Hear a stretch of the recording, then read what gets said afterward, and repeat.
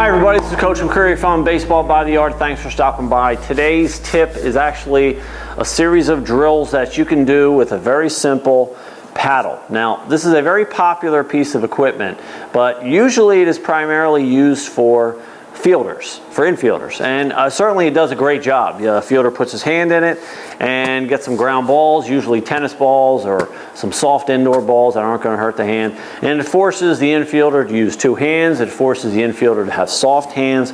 Otherwise, the ball is going to bounce off the paddle and the player's not going to catch it.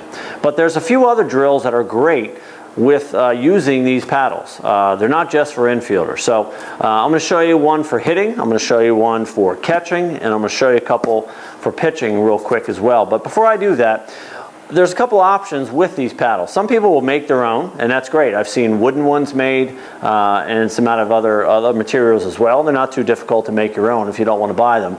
Another great option is a boxing sparring pad. So a sparring partner for a boxer or a kickboxer is going to have two of these, and they're going to hold them up, and the boxer is going to hit them, which means they're very padded and they're very durable. So although you probably wouldn't want to use one of these paddles with a real ball, because a real ball is going to tear these up pretty quickly, especially if they're outdoors. But this one here is meant to be tough. It's meant to be beaten up pretty bad because it's for boxers and for kicking and punching.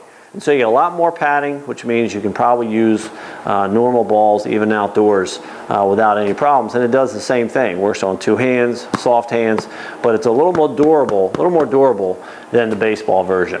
But I'm going to first give you a hitting drill, and that involves bunting. So if I'm going to square around the bunt, of course my lead hand is going, my top hand is going to go up towards the barrel on a bunt. So if I want to practice my bunting, I can put the pad on that same hand that would go up the barrel, and I'd pretend I have a bat in my hand, and I hold the bat out, or the pad, and when the pitch comes in, I just let the ball hit the pad. And it focuses on kids turning their head and watching the ball all the way to the pad. I can work on my footwork, and I also work on the feeling of not going after the ball and jabbing at it, which is a common bunting problem with kids.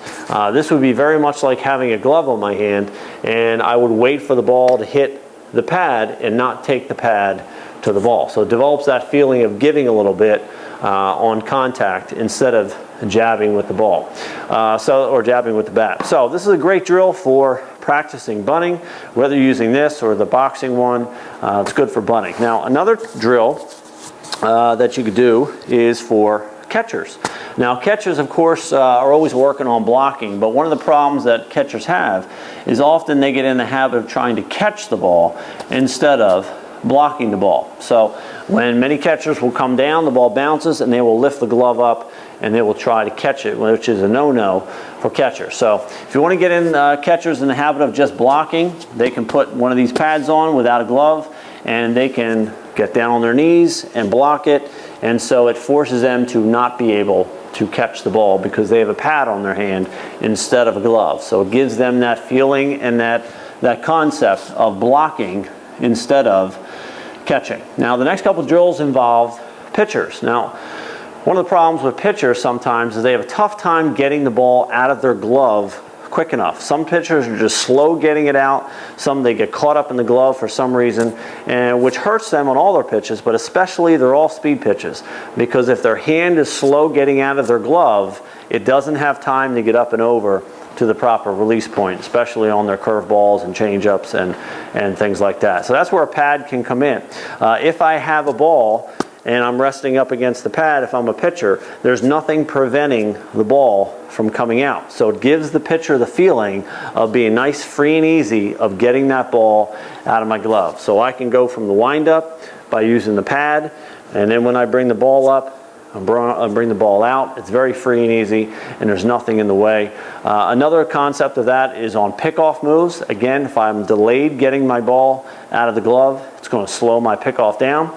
So I use a paddle. Come set with a paddle, and then I can turn and get that ball easily out of the paddle and throw, and it develops that feeling of being nice and free and easy. And hopefully when the kid puts the glove back on, he keeps that same feeling of being free and easy and getting that hand out of the glove. So A lot of great drills you can do with a paddle, so pick up one, a couple different versions out there, or make your own. It's a great piece of equipment to have, particularly for young kids who are just starting out and learning the fundamentals. All right, folks, this is Coach McCreary signing off from Baseball by the Yard. Have a great day, everybody, and thanks for watching.